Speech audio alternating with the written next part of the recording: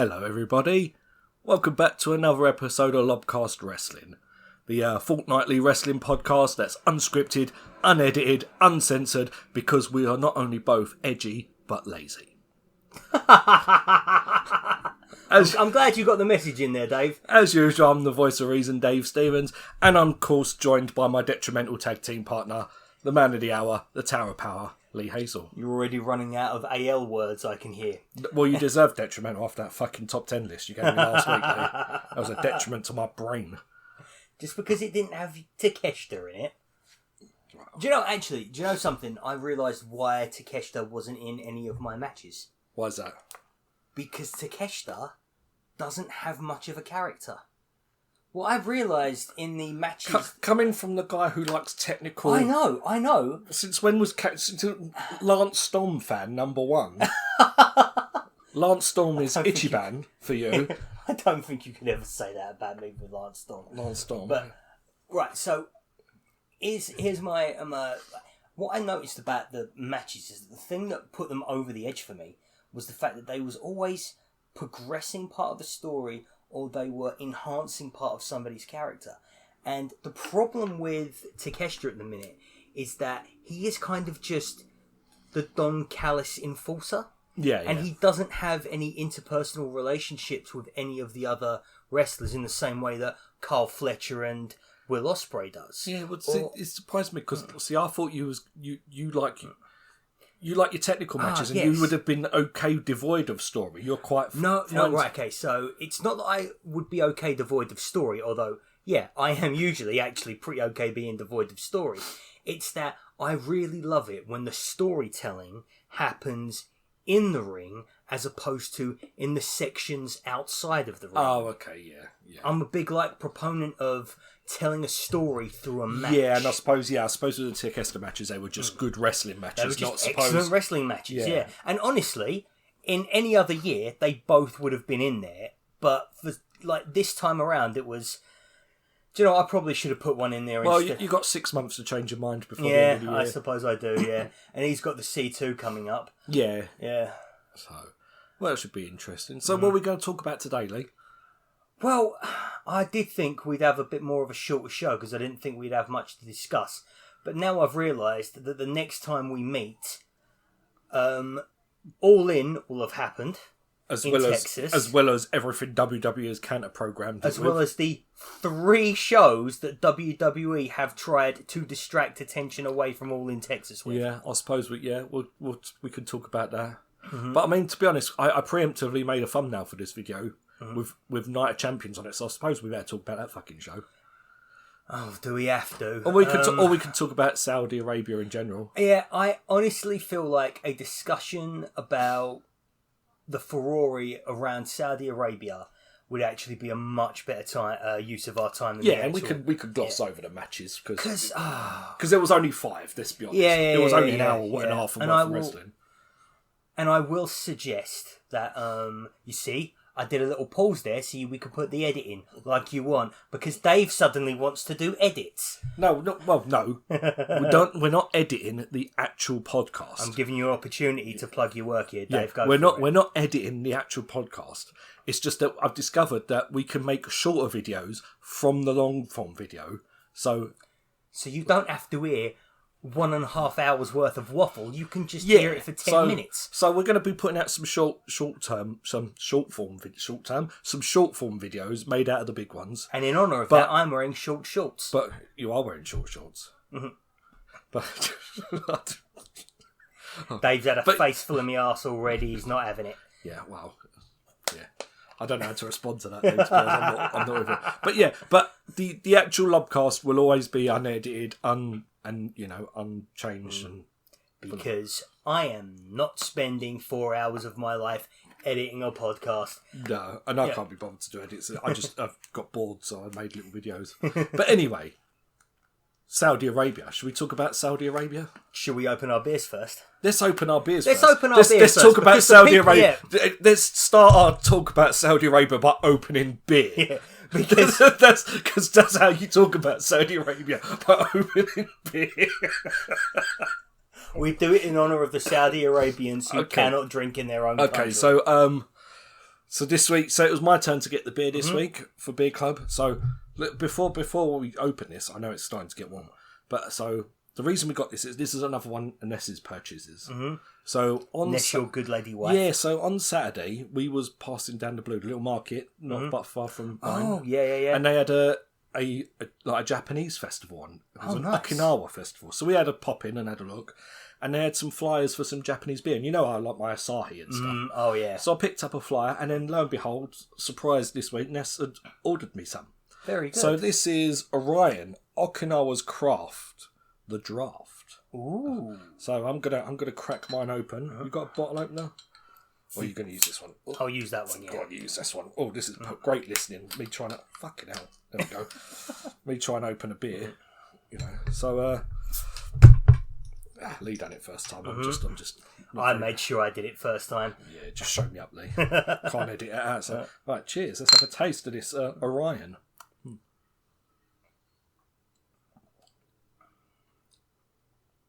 Not bad. It will taste a lot better cold. Yeah, the second one will be a bit better because that's gone in the fridge. So yeah, it's gone in the fridge, and I've turned on the super chill in there, so that's good. Yeah, well, that's quite nice. That's quite nice, actually. Very nice. Very nice. Very nice. Very nice. Yeah. One of the better ones we've definitely had on this show. Yeah, that's good. Well done, wife.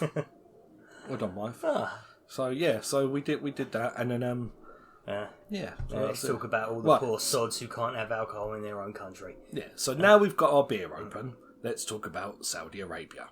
Right. So to paraphrase Mr. Cody Reynolds. Well, this was the first time I've watched a Saudi Arabia show, by the way. Oh, was it the absolute first? Yeah, so Smackdown was the first show. That was obviously the first show. So I didn't watch that. You didn't watch it? I saw the clip online, and I just sank into the chair with my head. I will start off. So I watched it, and the first thing I'll notice about the Saudi Arabia show is the sausage fest in the crowd. For obvious, I presume cultural reasons. So, but yeah, I mean, SmackDown weren't too bad. I mean, they had technical difficulties. Yeah. Did you hear about the culture? So, but to be fair, I'm not going to shit all over them for technical difficulties because in the many years on and off watching Raw and SmackDown, I can't really remember many technical difficulties like that. Yeah. And compared to how many technical difficulties AEW have had in the last 6 years, I really can't shit on them for this. So I'm not going to shit that. But SmackDown weren't too bad. There was the silly thing at the end. There was a good... Tiffany Stratton had a good match with Nia Jax, I enjoyed. Oh, okay, right, yeah. And I enjoyed the white jumpsuit as well. That was quite a nice touch. Oh, yeah. But, so that was quite fun. But, yeah, it was a good SmackDown. Even though half of it was... You just watched a blank all screen. 3 hours? Well, no, because half hour was a blank screen I fast-forwarded it through, weren't it? Oh, right, okay, Yeah, I whizzed through the crap, didn't I? Yeah. But yeah, and the same with the pay-per-view. Night of Champions was on. Yeah. Let's talk about Night of Champions. I genuinely watched this just on Monday. I came back from the stag do. I told you I weren't going to make any special effort to watch it, but I sort of found that in my stupor coming back from a stag do in Wales, that it was just easy watching. It was just, I think the one thing I've got to say about this show is just how samey all of these PLEs seem these days. It's just TV matches. Yeah. To be honest, I've been feeling that way about a lot of the actual wrestling. It seems to like... Because now I watch a lot of other stuff. Yeah. Well, see, obviously years ago I only really watched WWE. Now I watch a lot of other stuff. You can really just see the WWE style in every match. And it's just like... I mean, you get the odd outline, you think, oh, there's someone with a slightly different twist on things. But generally, it is just the same crap. I mean, I can't even remember after the match between Cody Rhodes and Randy Orton. No, because I remember him holding the silly crown up once he won. But I mean, the thing with Randy Orton's matches is that he has to work a particularly safe style now because of the amount of injuries he's had over the years, the amount of surgeries he's needed to have. And it's basically, when he and John Cena had their match, it was one of the most boring things I think I'd ever seen. Yeah. So both this and the women's one, the finals for these King and Queen of the Rings, was just the Jade Cargill one, especially just Yeah, I mean, I actually miss the old one night King of the Ring tournaments. Yeah, absolutely. See, that would be a good PLE to do over 2 nights. You could have the King of the Ring one night and the Queen of the Ring the second night, couldn't you? Considering how much nostalgia bait WWE like to do these days, how come they've never tried to do Mind Games again? The Mind Games tournament, the one that took place in one night, where at the end of it was The Rock versus Mankind. I don't remember the Mind Games tournament. I remember, you saying it, it sounds familiar, but I don't remember the... That's the one where The Rock turned heel at the end of it and absolutely ripped Mankind to pieces. It led to their I Quit match later on. Oh, okay, yeah. Yeah, I think I remember the ending. I don't remember the actual tournament throughout that. Yeah, and honestly, this is why I'm surprised, because it's a massively popular thing amongst the people who know about it. And WWE absolutely love bringing back the old stuff. And they never mention this tournament. They never say anything about it, and I'm not sure why. I think maybe it's because it was entirely from top to bottom, it was a Vince Russo thing. Yeah. And widely considered by a lot of people to be Vince Russo's greatest achievement. But I mean, these 2 tournaments, they were rubbish, really. I mean, I didn't even... It was like 2 fatal 4-way matches, which led to the final, 4 people, I think. I mean, I think, and I hate to do this, I hate to be tribalist, and I hate to bring AEW into every discussion we have with They do WWE. a tournament better than this, though. Yeah, but even Much like better. when it's like the Owen Hart tournament or the Eliminator tournaments are always much better than any of the WWE tournaments, despite the fact that WWE tournaments are filled with all of their stars, and the first rounds of all of AEW's tournaments have always got jobbers in them. Yeah. And those jobbers actually pull out some really great performances. They do. But yeah, this Cody Rhodes match was boring. It was, well, it weren't, I'm not going to say, it weren't rubbish, but it was just, it was uninspiring. I think that's the word I want. Uninspiring. There was nothing like wow about it. I mean, it was so obvious Cody Rhodes was going to win. It was so obvious Jade Cargill was going to win. Judging by, like, if you follow the show, it was obvious who was going to win these tournaments. Randy Orton, I don't care who tells me this, that, or the other about whatever conspiracy theory they have in the booking.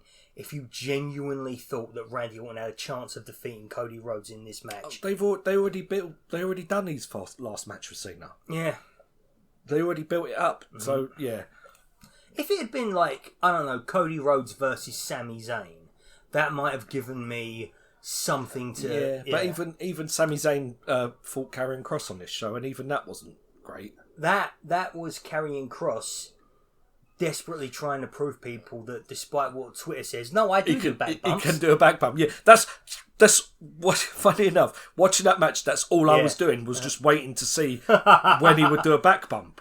That was it. That was the whole point. That was the whole point of this match. Yeah.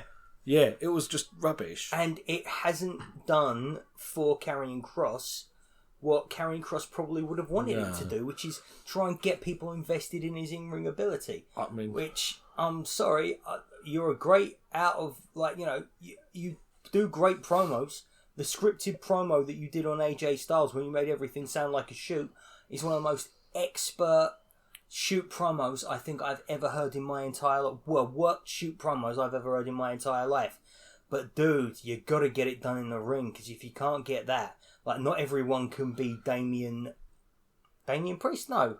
Dominic Mysterio. Oh, Dominic Mysterio. Not everyone can be Dominic Mysterio, man. Yeah, it was boring. I mean, for me, I don't know how much effort you want to put into that main event, but for me, the best thing on this PLE was Rhea Ripley versus Raquel Rodriguez. Oh, really? For me, it was Solo Sikoa and Jacob Fatu. I didn't enjoy that either, because that just fell into the same Solo Sikoa match. Yeah. I was watching it, and it just fell into the WWE style. Yeah. And I just thought, this could have been Jeff Cobb versus Jacob Fatu, or... You know what I mean? What a much better match that would have been. Yeah, but you could JC Mateo, remember? Yeah. But you know what I mean? You could have, like, insert name here, and it would have been the same match, really.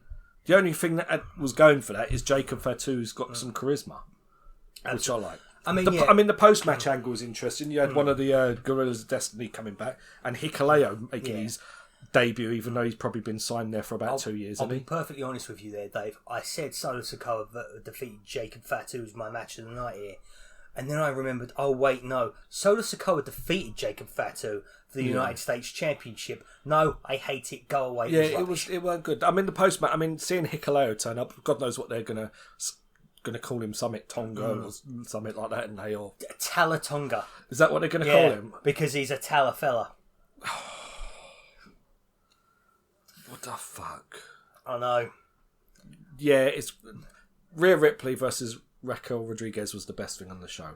Yeah, do you know what? Probably. Yeah. And not just because of the black jumpsuit for Rhea Ripley, which was not quite as good as Tiffany Stratton's white one, but you know. But there was good. There was some good spots in this. They were whipping each other. They were whipping each other. I like. There was a good spot where the point of these clothings was supposed to make things less sexual. I know. But there was a good spot in this match where they took like all the rubbish off the announce table, and then she put it like in the corner. And then she did a powerbomb through the wooden bit on the from the announce table in the corner, which I thought was quite good. And I liked the finish of the match where they kind of ripped off Kurt Angle's King of the Ring finish. Yeah. Where they put the table on the turnbuckle so she could do a riptide. Do you remember when Kurt Angle... That was one of our Wrestle Club recommendations. Kurt Angle versus... I forgot his fucking name there. Shane O'Mac, wasn't it, for King of the Ring? Yeah, so she done the riptide from the corner. That was quite good. So I enjoyed that match. It was probably the best thing on the show. The rest of it was crap. And then we had John Cena versus CM Punk. People have gassed this up, saying that this is the best John Cena match since the heel turn. It probably was the best match. No, actually, I enjoyed R-Truth better than this. Yeah. Because that finished in 5 minutes. Yeah. And R-Truth's quite good. Yeah. No, actually, genuinely, I enjoyed the R-Truth one because the story was much more entertaining. Yeah. I was bored by this point. By the time this came on, I was just done with this show. WWE for me, and I know that not everybody feels this way. I know that this is, they are more popular than they've been since like 2016 or whatever it was.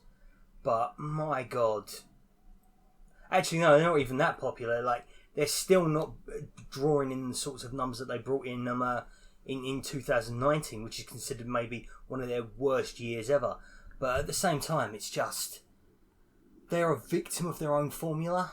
I know they were hot. They were hot like a year or so ago, and now they're cooling off. This John Cena thing is just rote, repetitious, treading water.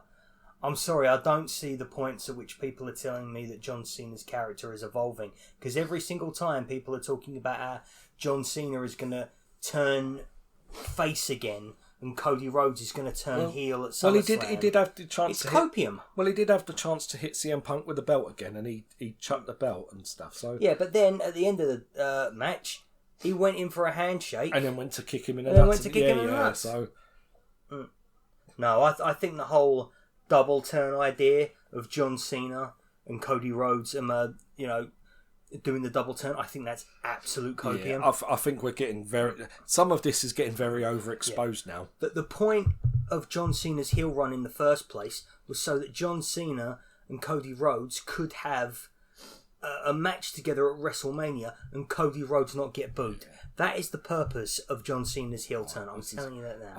I mean, judging by these PLEs, right? They're just glorified TV shows now. Every single one of them is a Saturday night's main event. If this was a pay-per-view and you had to pay 20 quid for that, I would have stopped watching a long time ago if I had to pay 20 quid for these shows. I wouldn't be paying for them. I mean, that's one of the things as well. Is that because they're not getting the kind of money that they used to get from a pay-per-view, or even from, like, when it was on Peacock, they're just deciding not to put much effort into them.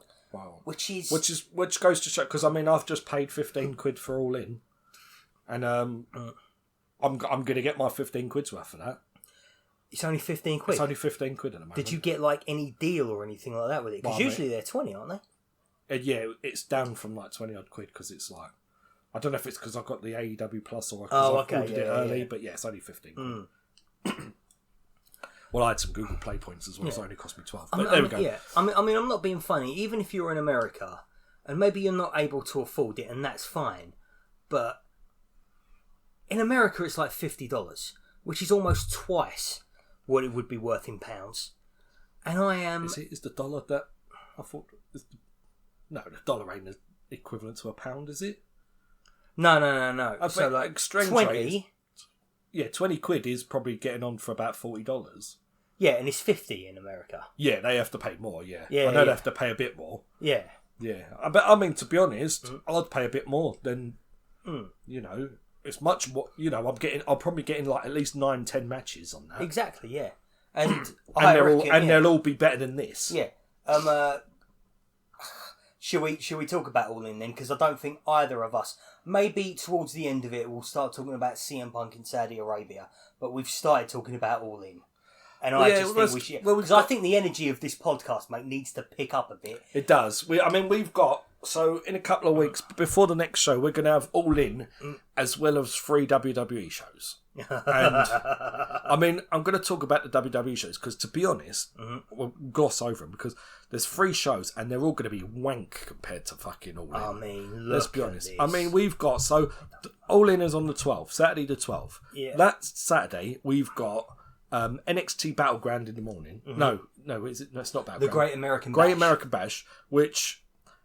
Judging, but I mean, I watched NXT today, and I'm losing my love for NXT at the moment. Yeah. To be fair, so I mean, I'm not infused about anything on that show, and then like directly going head to head with All In, you've got the Saturday night main event, and the only thing that sounds worth looking at is Gunther versus Goldberg, and I'm not being funny.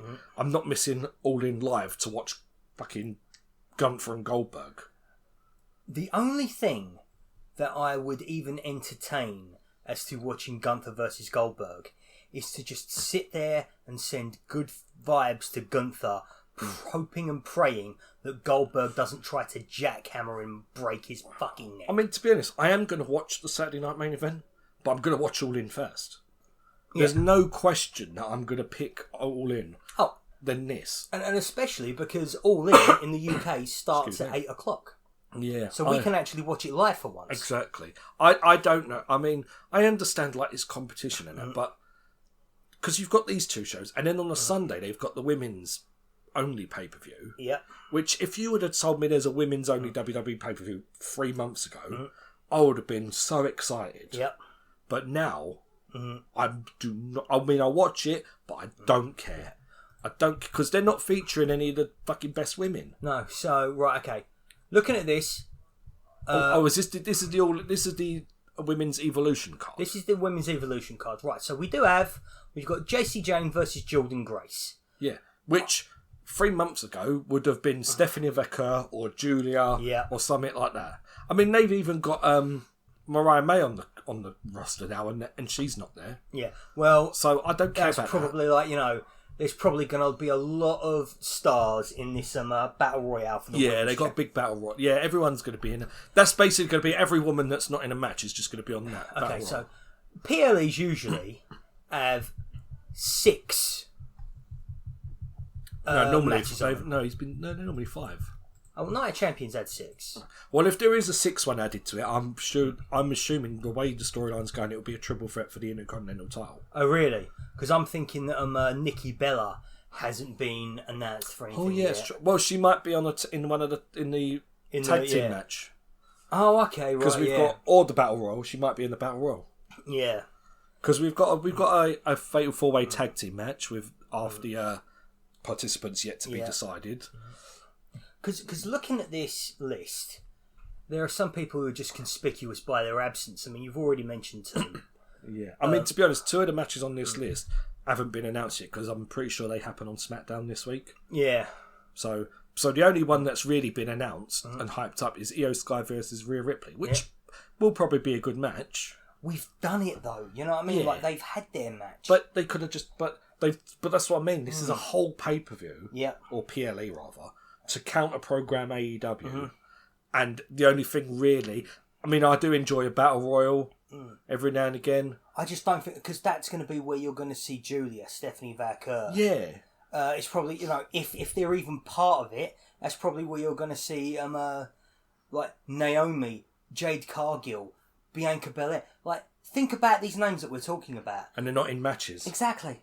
On Evolution, no wonder, like, they stuck it in a venue next to where Beyonce's playing that day. Yeah. Oh, it's just a point. It's just WWE with their counter programming and there's so many shows. It's just getting so. It's being spread so thin. Yeah, and this is Evolution too. Look at the card for the original Evolution. Something that this is absolutely going to get compared to. Yeah. Becky Lynch versus Charlotte Flair, last woman standing match. Shayna Baszler versus Kairi Sane. That would have been a fucking excellent match. Toni Storm, Io Shirai.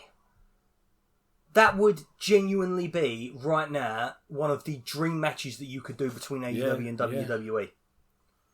Yeah, I mean, it's just... There's nothing. Those three matches that I just put you on there, I would put ahead of everything in this. I'd put ahead of everything on this, everything ahead on Saturday night's main event, probably everything that I don't even know what's on Battleground, everything on that. They're running 3 shows against All In, and all of them are wank. Yeah. I don't know why they gave the belt to JC Jane.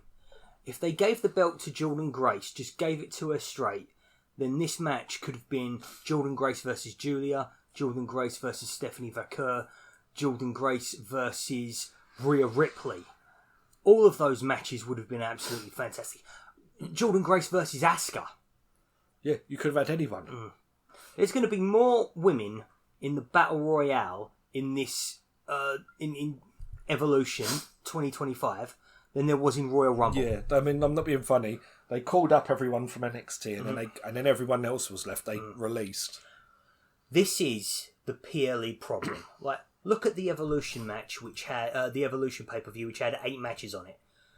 You're going to get 6 max on this one. Yeah. On this one, yeah. Yeah, and to be honest, after that's going to be 3 hours, and that's going to be 90 minutes of wrestling. Yeah. That's what that is.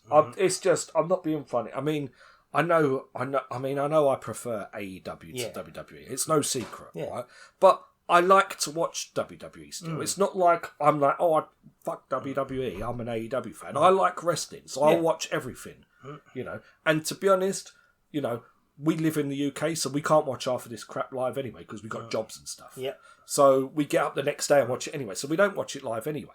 But I mean, the fact that you're putting all these shows against what is shaping up to be a great card on All In. Absolutely. I mean, we're going to have... I mean, I know we've been shitting on, like, John Moxley's been a bit boring, but John Moxley versus Hangman Page, it will be good.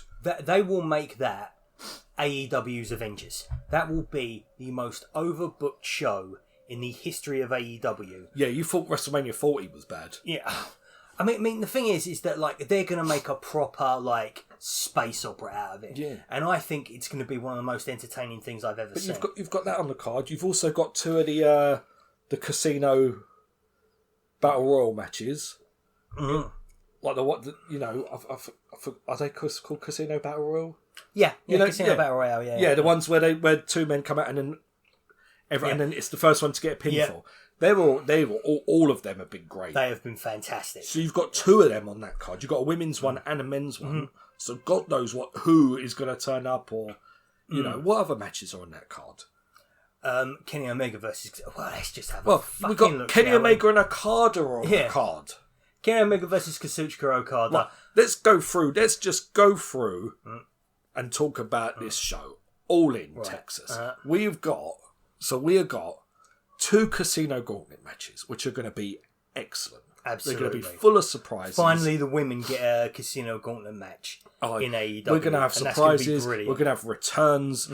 It's going to be awesome. Yeah. We're going to have Timeless Toni Storm versus Mercedes Moné, which is the women's match of the... Like, WWE, you're putting on a women's pay-per-view. Yeah. AEW have got the match. I'm sorry. This is the women's match of the year. Yeah. Hopefully it lives up to it. And I'm going to say it.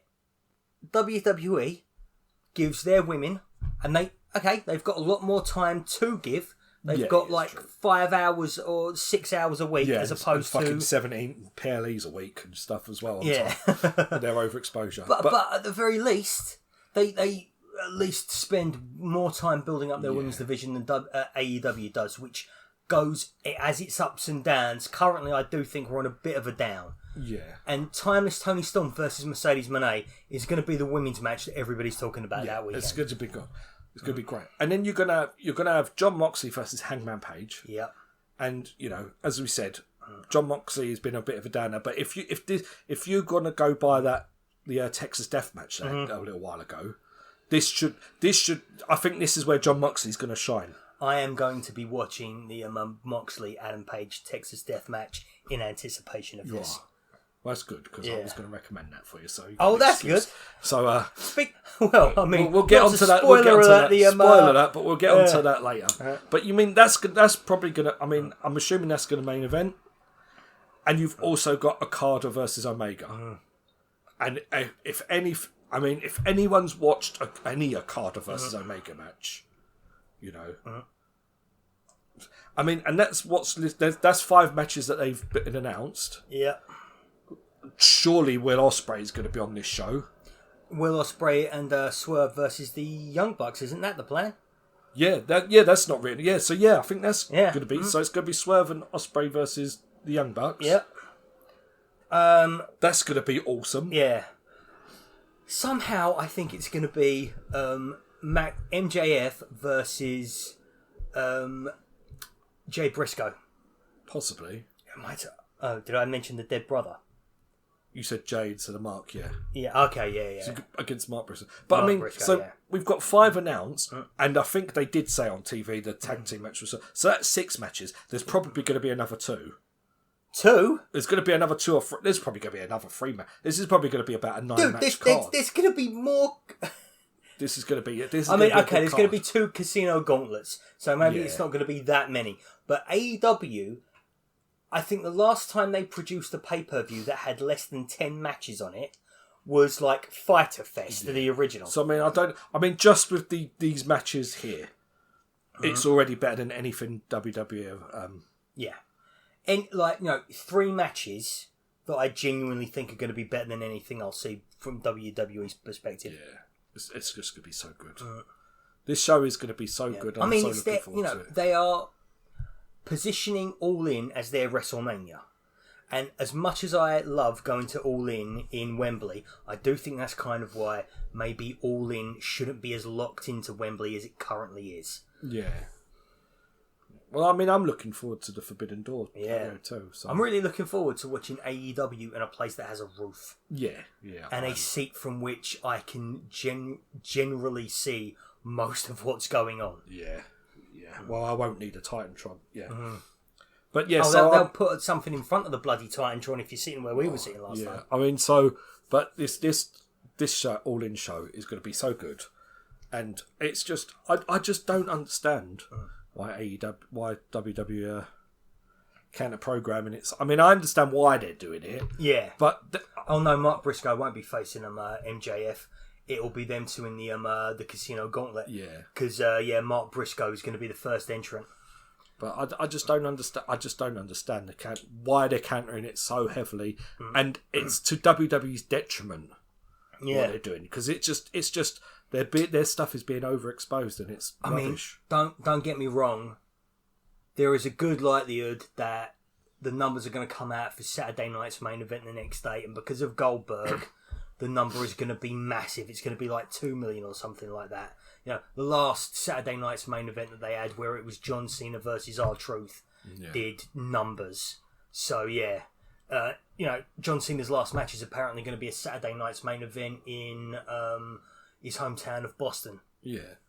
Well, I mean, I'm not being funny. I'd rather watch this live and then just whip over to YouTube and put Goldberg on. Absolutely. I don't want to watch the whole Saturday night main event because it's just one bigger. That match is going to be less than 5 minutes. Yeah. And that's going to be like an hour of faff. I don't know.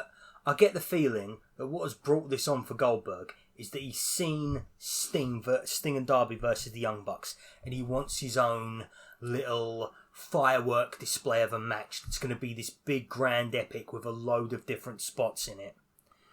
Which I hope it is, because that's the only way that Gunther's safe. To be honest, I hope it's good, because, I like to watch good stuff. Yeah.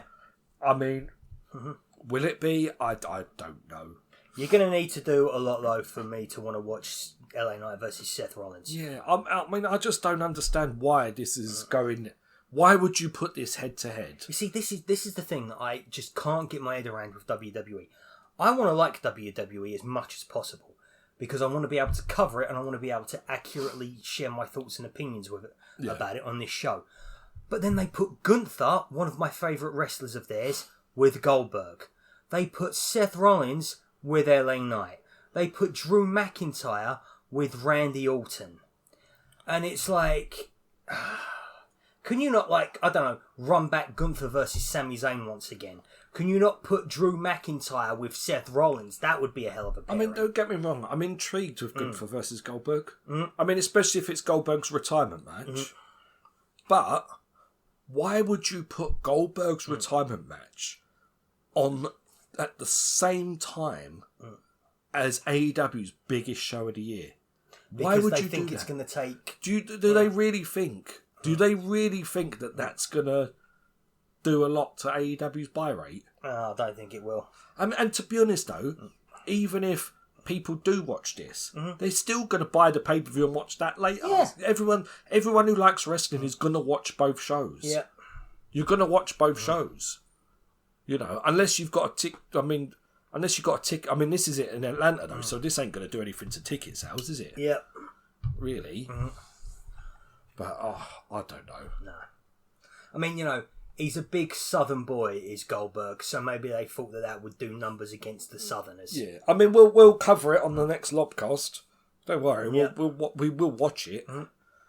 But, you know, just prepare to be to listen to us marking out over AEW for a good while. I mean, there's a good possibility that we gloss over everything that WWE does that weekend. But yeah, we'll probably just talk about Gunther and Goldberg, and that's about it. I mean, you know, my time on this planet is finite, and I am not going to watch all of the professional wrestling on God's green earth.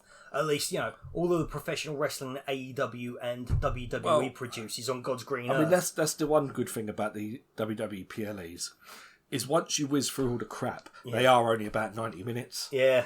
So which is another reason why we watch them after the fact rather than watching them live. Yeah, yeah. We've had the opportunity to watch them live recently. Oh yeah, I watched the Royal Rumble live. I was like, never again. I won't do that again. Won't do that again. Yeah, either watch it live or in about an hour delay. Whereas with AEW's pay-per-views, All In starts at 8 o'clock UK time. I can actually stay up and watch it. I'll be watching. Well, I don't know. It might go on to about 2 o'clock if it's if it's got 10 matches on it. But I'll still stay up and watch it. I will still watch it. I might go to bed, wake up in the morning, see it in the morning. But at least I will have seen 4 hours of wrestling. Don't do that because your Google TV might spoil it for you. Oh yeah. I don't mind if the TV spoils Goldberg versus Gunther. I don't want to be spoiled if the Hangman Page result. I mean, literally, I will literally have to look at, like, be aware of all of my actions the entire time that I get up that morning. Yeah. I'll have to the second I get up, I instinctively look at my phone and scroll through some things and put on, have a look at YouTube to see what I can put on while I'm getting up, ready, showering, brushing my teeth. When I watch a pay-per-view the next day, not so much at AEW, I don't turn the phone on. Yeah. I watch it and then I'll turn the phone on. I will not turn it on until I've watched it. Yeah. Plus, if the phone's off, I won't be tempted to pick it up, and which I don't do in AEW pay-per-views. I have to say, TV I sometimes do, but the pay-per-views I always do it with WWE stuff. I always sit there and play my phone when it's boring. Yeah. Because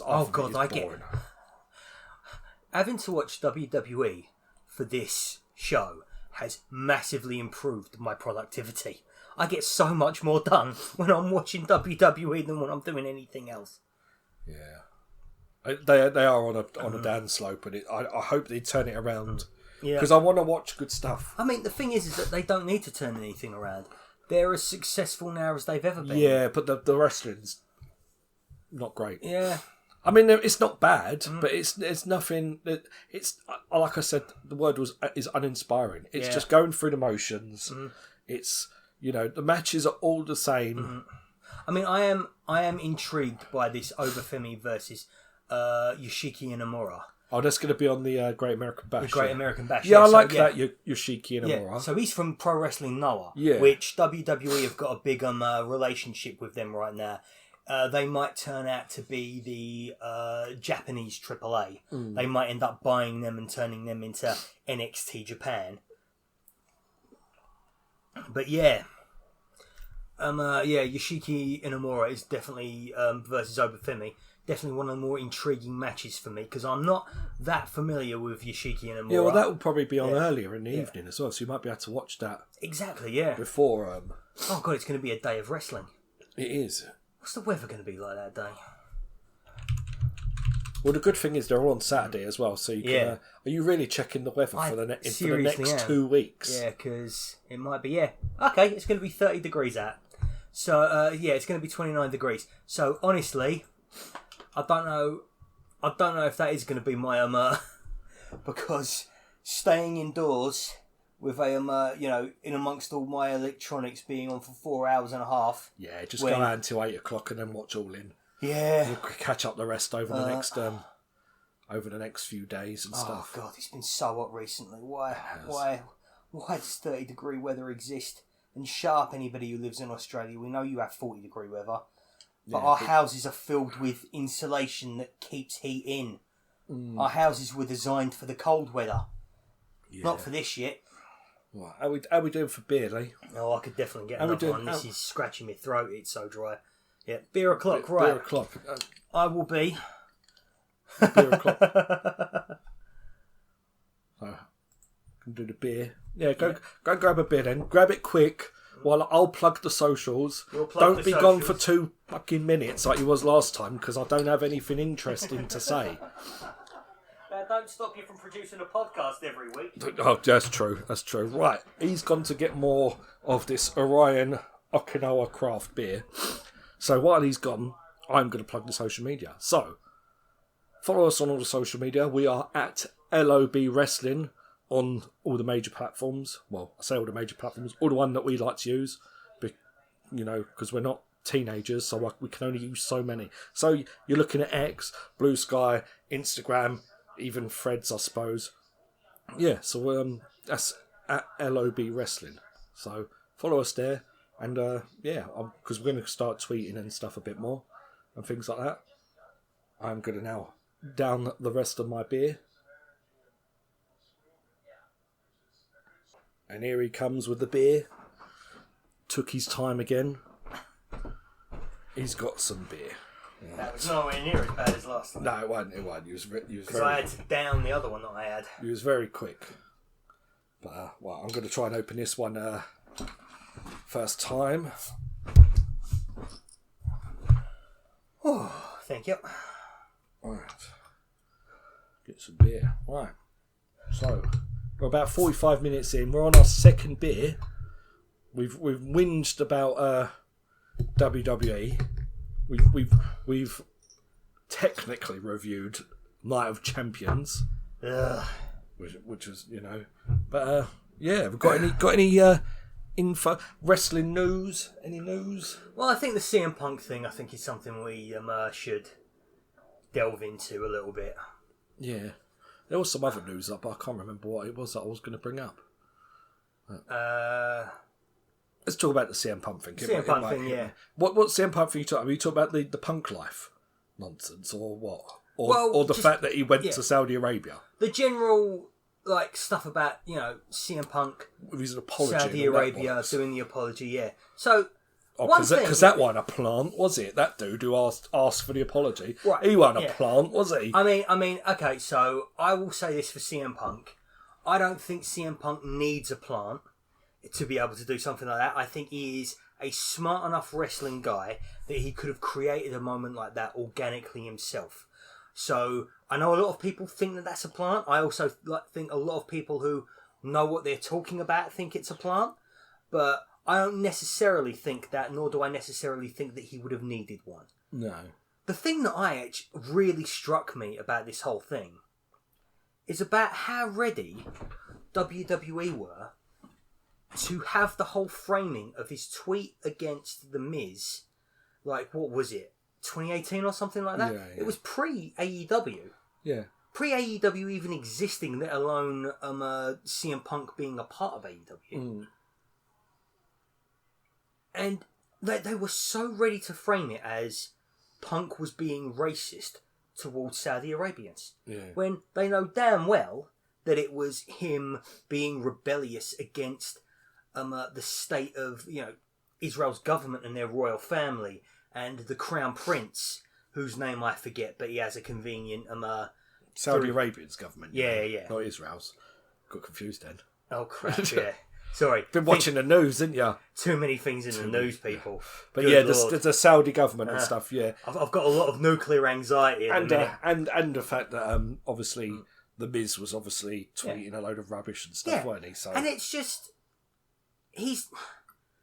I'm so surprised that CM Punk went along with this idea, and he obviously tried to frame it around The Miz, but the fact that he even gave the idea that he was being disrespectful to an entire country of people, to a race of people, that to me feels very... Yeah, I think someone asked. Yeah. I must have asked for that. Yeah, we've lost CM Punk. Like, there's no coming back for like. Yeah, I think the Saudis might have asked for that. To be honest, for him to be on the show and stuff. The idea that CM Punk's persona as a champion of downtrodden people, as a talker of truth to power, for me is just, and it was on life support already, because I think he kind of exposed himself during his time in AEW, but this has just for me proven that this dude wants one thing and one thing alone, and he wants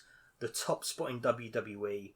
He wants to prove Vince McMahon and 2014 Triple H wrong, that he can be the face of the WWE. He can be the face of the brand. Not anymore. Not anymore, no. But the thing is, he still wants it. This is the thing that's going to lead to CM Punk's eventual downfall, is when he realises that while they've got Cody Rhodes, he's going to be at the very most number 2. If, for him to have been the face of the cut, he would have had to stay in AEW, I'm sorry. Yeah. Because WWE have got bigger fish than CM Punk. Absolutely. But much better cold. It is much better. Much better cold. Again, this is Orion. Yeah. Okinawa's craft, the draft. Got to say, as somebody who's just recently had a few pints of Asahi in the pub, Orion very much to me tastes like Asahi. It's got that very dry... I wonder if this is actually brewed in... Because, I mean, I know Asahi's a Japanese beer, but if you read the label, it's brewed in Italy. Oh, okay. I mean, obviously, they must brew it in the traditional Japanese way. Well, which apparently, a lot of Guinness is brewed in North Africa. Wouldn't surprise me. Wouldn't surprise me.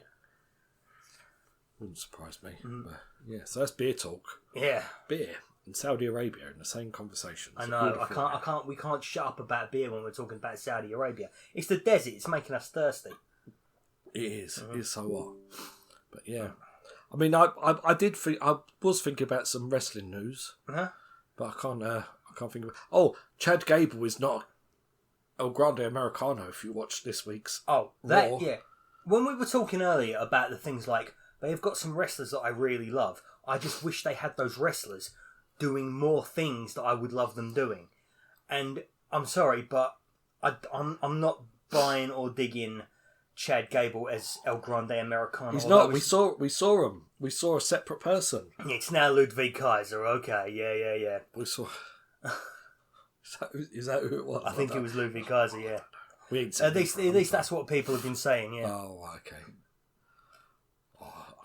But that sort of stuff really gets me. I like the silliness. Yeah. I like the silliness. I mean, don't get me wrong. I like the silliness. I just like it when the silliness is being done by silly wrestlers.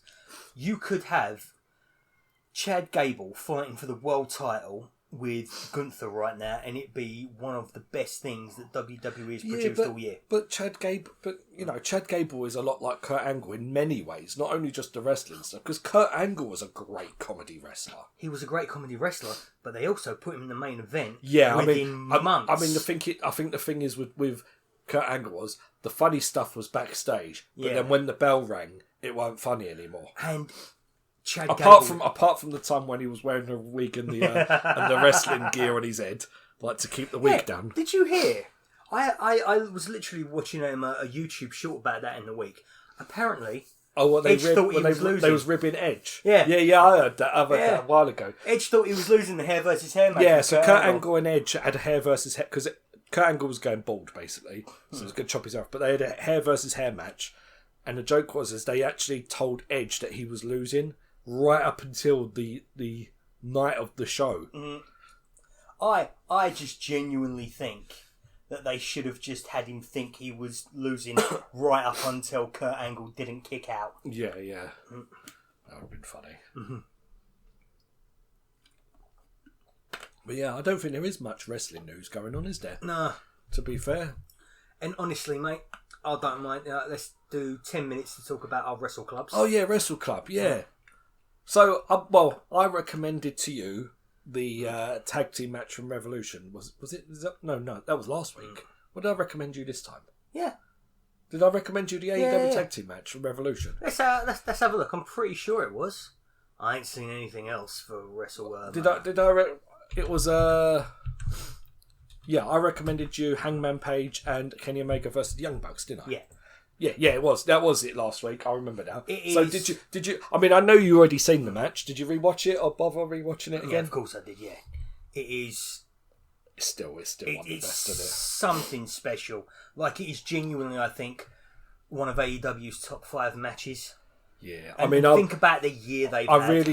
Because I've been editing loads of videos the last few days. I really didn't get a chance to go back and watch it again, and I really must because it was such a great match. Yeah, I love that match. Oh, I'm glad you watched it again. Yeah, I mean, the spots, like the 1 count, the bits where they don't know how far they should go in order to hurt each other. And the fact that one wants to go further than the other, and he drags the other person out there with him because the other two are just being such the biggest dickheads alive. Yeah. It's so good. Yeah, I do want to rewatch that. That is the kind of thing that AEW this year have been absolutely excelling at. Like,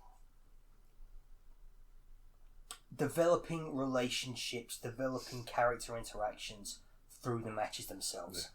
Oh, I did remember my news thing, but I'll get to that after the Wrestle Club. Okay. I've remembered that. But yeah, it is probably the best tag team match ever.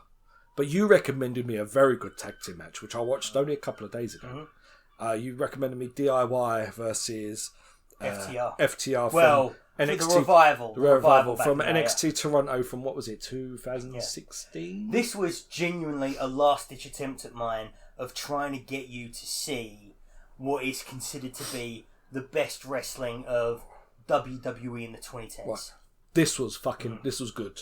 This was good wrestling. FTR have always put on a good match. So this was, to be honest, it ain't as good as some of the stuff FTR have done in recent years. But it was very good. And it was very nice to see DIY. Because, I'm not being funny, they've been half decent on Smackdown. But this is a lot better than the stuff they're doing on Smackdown. Absolutely, yeah. Oh, this is really good. I really love DIY, and I really, really love the Motor City Machine Guns. At one point, they were my favourite tag team of all time. When they was in TNA, they were, years ago. Back in, like, the 2012s or, the early 2000s. The late 2010s, rather, wasn't it? So maybe my expectations for their run on SmackDown has been a bit unfair. It's because they've been forced to fit into the WWE style. Yeah. They still do the odd thing, like with the combination where they, do the flip and pull the face up and then, things like. But the rest of it is in with the WWE, and it's not. They don't stand out like they used to. Yeah. And that's why I don't like. But yeah, that match, the NXT Toronto match you recommended me, that's probably one of the best matches you've recommended me from that time. It was really good. Although my recommendation this week is going to be, but it's got to be available. Surely, I haven't even seen whether or not it's available. I have a backup. I do have a backup. I'm gonna because mine was a lazy pick.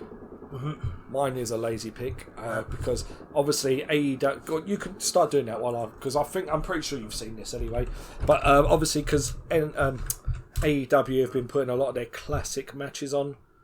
So what I'm going to recommend, because we're going to gear up to All In, I'm going to recommend Hangman Adam Page versus John Moxley in their Texas Death Match. Oh wow! Which I'm pretty sure flagged up on my AEW feed the other day. Yeah. So I'm gonna recommend that one. I mean, I've got the pay-per-view anyway with unlimited buy, so I'll probably... Yeah, but this is more for the people... I mean, I know you've said this is more for the people who have managed to stomach 40 or 50 minutes of me talking. Yeah, me and you talking through our allergies. Jesus Christ. Oh. Yeah. I mean, if I could be bothered, I could start editing Wrestle Club into its own little episode every week. Maybe, yeah. Okay, so my initial plan was to recommend to you Kenny Omega versus Kazuchika Okada at their first bout in 2016. Don't think I can do that anymore because it's not on YouTube, and we like to make sure that when we're talking about our match recommendations that we try to have them not hidden behind a paywall, or at the very least... The only exception we'll make is Netflix. Yeah. Because if you're a wrestling fan and you're watching WWE, you've got Netflix. So, or the equivalent wherever you are. Yeah. New Japan World is, I think, even less expensive than Netflix is, but obviously not everyone's going to have it. So, unfortunately, I've got Netflix for other stuff as part of the wrestling. Yeah. So, right. In that case, then, what I'm going to recommend instead, my backup, is the Becky Lynch versus Charlotte Flair match at Evolution 2018, Last Woman Standing. Ooh, that will be available on Netflix. Yep. That is one of WWE's highest ever rated matches. Right. That one will be on Netflix. These will both be listed in the doobly-doo down below, and we will put the link to the Hangman page. Right, I'm pretty sure that pops up on the. Let's just make double check certain. it. I'm pretty sure that popped up on AEW's thing the other day, because if we're going to gear up for AEW All In Texas, you might as well see their previous. Yeah, it's there. It is there. So yeah, because that was a great match. So we'll put that one in the doobly-doo down below. So, but yeah, I want to. Now we've done that. So that's I know you've seen it, Lee. But I would love to see it again. Yeah, I mean, I did. Well, looking at the link for that YouTube, I didn't realise it was that short. Oh no. So currently, the bit that we're seeing right now as it's playing. It's okay. 10 minutes, okay, sorry. So if you look there now, or like, I do it's apologise. 26 minutes long. Yeah. Oh, okay. And I'll be honest, Dave, I remember it being longer. I literally just figured that out myself because I was like, "Oh no, wait, this isn't it. This is the highlight package or something like that." But no, it is definitely it is available on all of the We will link that in the. You know what? Actually, I don't know if we should put because we're 6 months into this YouTube thing now, so I don't know if but we've been learning a lot. Should we actually put a playlist on our channel with all these recommended videos in? Oh, absolutely. Yeah. So I will go and do that and put it. So all the matches that we recommended from Lobcast 1 all the way up to number 12 now and forward, I will put in. So all 20. Well, not all 24. Well, matches. not all of them because there's a documentary in there. There's a documentary in there, and a lot of them are only available on Netflix. Yeah. So everything that had a link, I will put those videos. What's wrong with my voice, Lee? I'll put those videos. Fucking going mental. I'll put those videos in a playlist, and you can check that out on our channel. So do check out all the matches. But there was some news. I do remember. Go for it. I do remember because apparently it's come out that Tony Khan is now gonna severely limit the amount of people he signs coming from WWE now. Good. Have you heard this? Because like everybody was saying, I think it was Dave Meltzer himself said it on his Wrestling Observer Live. He said everybody was telling him he needed to sign Rusev He needed to sign Aleister Black. He needed to sign Andrade because those are great talents. You can't let them slip through your fingers. And each one of them proved to be a detriment. All of a waste. Yeah. I am so Aleister Black did a few things, but he never really done anything singles and stuff, did he? And I was so I'm so disappointed in Aleister. If Aleister Black's attitude in AEW is what people said it was, and he was basically using it to make himself look good and refused to do anything that would harm his ability to come back into WWE, I would be so disappointed because I would have thought he would have been one of the people who would have had more of an attitude like Swerve Strickland or Adam Cole, you know? Yeah, I hope he still does sign people from WWE, but I just hope he he's a lot more like he doesn't need to sign everyone. Yeah. You know, so when Dolph Ziggler got released, I thought, well, why do you need to sign? You know, and like when all the girls got released from. Recent all these I don't think he should sign anyone from the recent WWE. Not even Dakota Kai? Why? I mean, she's good, but why? What do you need her for? If you're not featuring the women you've got, why do you need her? That is a big point, actually. Yeah, I mean, don't get me wrong. In an ideal world, her, like for me personally, I'd love to see her and Gigi Dolan both. Well, oh God, what's her name instead? I'm not going to be able Priscilla to Kelly. Priscilla Kelly, yes. I would like to see Dakota Kai and Priscilla Kelly in AEW, but AEW needs to get better at giving women representation. To be honest, I'd rather them bring up Athena and Billy Starks from Ring of Honor, and I'd rather them just sort out fucking Shida's visa. Yeah. I mean, fuck me.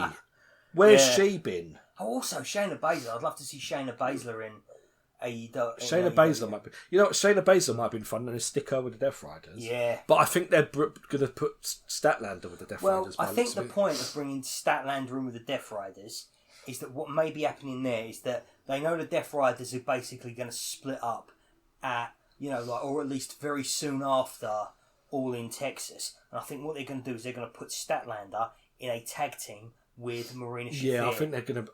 I've been hearing rumblings of a women's tag team title. So, which I think they should have done a long time. I don't know why they didn't do it after the women's tag team tournament they done when Brandy Rhodes was still there. Yeah. Why didn't they ever... It's such an easy fix to get more women on TV.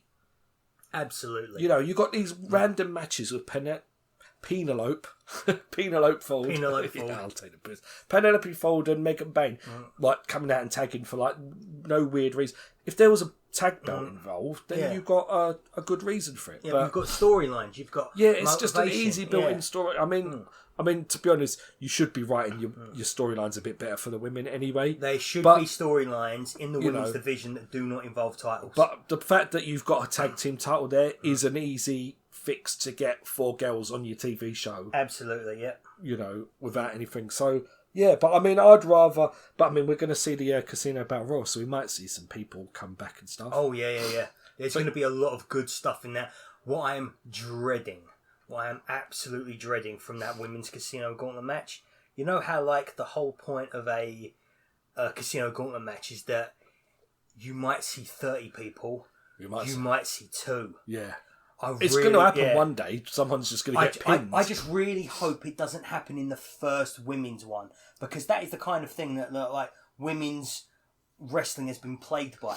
The first women's Money in the Bank ladder match was won by James Ellsworth. James Ellsworth. God, I'm glad you remembered his name there, because I realised halfway through that sentence I did not remember his name. Miss WrestleMania Battle Royal was won by Santino Marella. Yeah. You know. But that was quite funny though. But yeah, going back to the original story, the WWE signings, I think it's going to be a good thing. I think a lot of people, because there's a lot of people, like if someone's contract has run out and they want to leave, then they're going to want to come to you. But a lot of these people, like they just got released, and like obviously they want to go back. See, that's another thing. So that's a good reason why I don't think like Matt Cardona. I don't think he's pursuing Matt Cardona, because Matt Cardona blatantly wants to go back to WWE. Absolutely, yeah. So don't sign him. Yeah. He's like, and here's the thing. Here's one thing that I think is probably going to one day come back to bite Cody Rhodes in the arse. He brought everybody along for the ride with him in AEW. QT Marshall, Brandy Rhodes, he was talking a lot about trying to get Matt Cardona involved in WWE. Yeah. In AEW, you mean? Did he get in AEW? Sorry, yeah. Did he get QT Marshall involved in WWE when he came back? No. Didn't give him a chance. No, left them all. Yeah. Where's Sean Spears? Still languishing, pretty much low in the card in NXT. Ricky Starks is down there as well. Yeah. Brandy Rhodes said that she would never go back to being behind the curtain again. Has she been in front of the curtain since he came back to WWE? No. But I don't think she's signed to WWE now, is she? But you would have thought that him insisting that Brandy Rhodes be signed to AEW would mean that he would, like, when he goes over to WWE, we're a package. You sign me, you sign my wife. Did he do that here? No, he didn't. He absolutely left everyone behind who he said he would never leave behind. They've all been left behind. I think that is going to be something that one day people are going to realise, and it is going to be one of the many reasons why people eventually turn on Cody Rhodes. Yeah. Which is happening. I am not making up conspiracy theories in my head. Do you ever see him going back to AEW? Honestly? Later in life? No. Even if AEW become a bigger company than WWE. Like, not even like once he's retired or anything? Like, don't you see him going back like... Maybe, but I get the feeling if he retires from WWE, what happens is that he gets himself a Legends contract and he stays with WWE in that capacity whilst in between doing all of these different... that's a bit of news actually. Both Roman Reigns and Cody Rhodes have been cast in the Street Fighter movie. Have they? I didn't know they was making a Street Fighter movie. They're making a new Street Fighter movie. Cody Rhodes is going to be Guile, the American with the flat top hairstyle who does the Sonic Boom Kick. Well, to be honest, it's no worse a casting than Jean-Claude Van Damme. I know. That movie, genuinely, unless Raul Julia is on screen as M. Bison, that is one of the worst movies I've ever seen. It's actually listed in comedies on Amazon Prime. Of course it is. It is. Because did you see Ken and Ryu in that movie? Oh, it's awful. No, it's all about the Van Damme. It's all about the Van Damme. They were literally relegated to comedy sidekicks. What is it he says? I'm going to get in my boat. I'm going to go up river. I'm going to kick Bison so hard. It's so bad. It's terrible. It's one of the worst movies I've ever seen. It's terrible. When I was a kid, genuinely, because of how distant the gap was between the movie and between the game. It's the first time first time we'd experienced that. Yeah. Yeah. I mean, that's not unusual, but yeah. I think, the first time I experienced that was probably Mario Brothers movie, but, I thought the Mario Brothers movie was genius when I was a kid. I loved it, yeah. I loved it. Like, turning the Mario Brothers, the Mushroom Kingdom, into a dystopian cyberpunk vision of the future. Turning Mario Brothers into Terminator 2. Fantastic idea. Why did nobody think of this in the games? Yeah. Put more wrestlers in movies. That's what we want. I just feel a bit sorry for Kenny Omega, because Kenny Omega is a Street Fighter aficionado, and I think he would have made an excellent Vega, but they'll never come knocking for him now. No. Well, they would do, but then WWE would kick up a fuss. Yeah, they kicked up a fuss with The Miz on American Gladiators, because Wardlow and Camille are both American Gladiators. And apparently, the people who make American Gladiators are like, what the fuck is wrong with these WWE people? Like, they're making themselves look like absolute morons and idiots. That is apparently the thing that is happening backstage in the entertainment industry. They don't have time for this tribalistic bullshit. Yeah. Yeah, because eventually I'll just say to The Miz, like, fuck off, we'll just get someone else then. Yeah. Wow. We're talking about films now, so that's a bit stupid. So shall I get rid of everyone? I mean, it's, the first time we ever ended this podcast, you started talking about American football. So I think with Street Fighter, we've had our rant. Yeah, so, yeah. We've had our... Well, in that case, it's goodbye from me, and it's goodbye from Lee, and the rest of you can fuck off.